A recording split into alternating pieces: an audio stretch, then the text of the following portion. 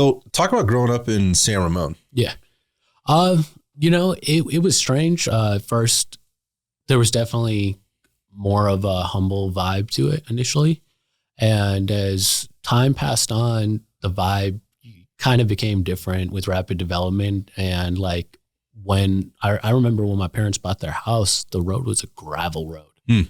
There wasn't, it wasn't even paved. There was no tiles in the house. I remember spending Christmas morning when I was a kid, and there were just thousands of ants all over the floor. And you're right. nothing was done, right? So I remember not really initially liking it, and getting older, it's changed a lot in some positive ways and some negative ways, right? Like most of the Bay Area has. So as you're growing up, I'm just kind of curious because I do have some level of familiarity with that area. I actually when I was going to college, I lived with a bunch of guys that were from the San Ramon, Danville, Walnut Creek sort of area. And so I spent time there on the holidays because like growing up in San Jose, so to give again context to those who maybe not know, San Ramon's maybe 40 minutes, so 40 miles, 50 miles above San Jose. So it's not a far drive for us to go. So I'd go up there and hang out with them maybe on the holidays or the breaks or in the summer or whatever and see them. So I kind of know that area. And I had dated a girl for a while that was right from that area. And this is what I remember from it. And so we're going back to mid 90s. All right. So mid 1990s, let's just say I'm going to be real blunt about it. It was very white. Yeah. It was very like executive. So a lot of people working for very big companies. I'll name a few. Chevron. Right? Chevron was a big one. Another one was Deloitte. Another one was, there's this huge construction firm and it's like development firm.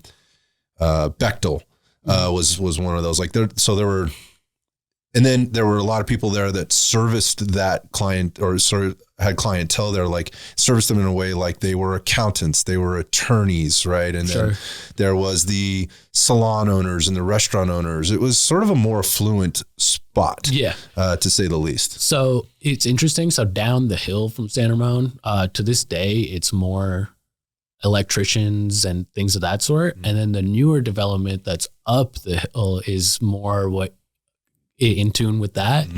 But yeah, it's primarily white. And now I think real estate's off the roof, like most of the Bay Area.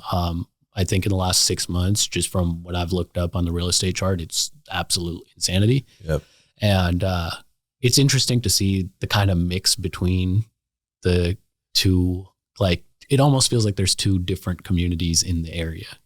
I would agree. Yeah. It's like that where I live too. Like right down here. I mean, it's I mean, you have it's not really the haves and have nots, but in some cases it is. We have a horrible homeless, and we're going to call it, if I'm being politically correct, the police officers down here can't even use that word anymore. They have to use the word unhoused if it could be any more ridiculous.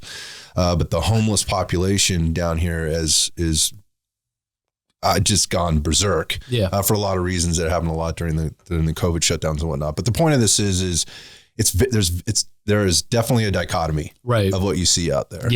Whereas maybe back when I was describing it was different. And I think that is a lot of the Bay Area right now. It's probably a lot of major metropolitan areas in the United States. But the reason I bring that up is just to give maybe people that have a certain perception of what the Bay Area is, thinking San Francisco, Oakland, San Jose never comes up in that. It's actually the 10th largest city in the United States. People never really think of it that way. But again, I think it's important as we maybe start to get into this art and culture piece and kind of your take on some things.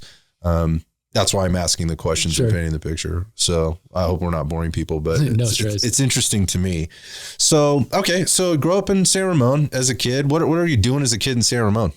Oftentimes when I was growing up, my family life wasn't really the best when I was growing up. So, to be frank, staying out of the house a lot, playing with the neighbors till late at night. I wasn't really good in things traditionally like school, things of that sort, like things that my parents wanted to be in. As I got older, that translated to spending some time in the back of a police car, or spending a night overnight in jail. And, I didn't really realize the type of opportunities that I was also blowing by just not there was kind of a disconnect, and me and my parents' relationship are fine now. It's the best it's ever going to get. Like, put it that way, like there's no real problems between us, and no hard feelings, but it's just hard, coming from an immigrant family and you want to be your own person, but you're being a bit restricted with these pressures and expectations, and balancing those, I didn't do the best job of. So a lot of the blame comes on me too. Got you. So you said immigrant family. Where did the family immigrate from? India. Okay. So it's interesting. My mom's actually Kashmiri. I'm not sure if you know about the history of Kashmir. A little bit. Yeah. So there was that whole Exodus genocide there.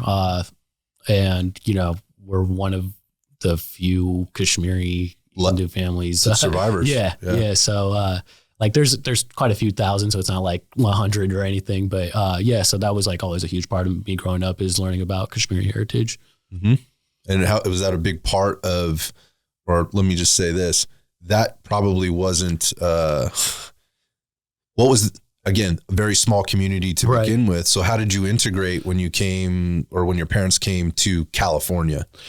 Right. I think, definitely there was, like, from what I remember growing up, there was always like a lot of Indian people. And like, that's who my mom preferred to socialize with, was like a lot of Indian people. They speak the same language, all kinds of things. So I remember that being more of a way of life, and in a way, like inside the house, like outside of school, it didn't really feel like the American experience people would think, right? Interesting. And then you'd go to school, and like you said, at the time, it's changed a lot now, but at the time, San Ramon was primarily white. And so like, it was different. Yeah. You're quote unquote different. Yeah. You're other, as they say, right? Like, like my mom would packing me, like, she would pack me a sandwich for lunch. I would have like Indian food, and people would be like, well, that smells so bad. Like, what are you eating? Like all sorts of stuff. So it was weird in a lot of ways, but I'm thankful to have had, that experience and kind of getting that kind of tough love. And, I have family friends that are like aunties to me to this day that will smack me around and tell me what to do. So, do they use this shoe? No, because the shoe thing's kind of popular. I have seen somebody use one, so it's not out of the question. That wasn't the preferred beating choice. I gotcha.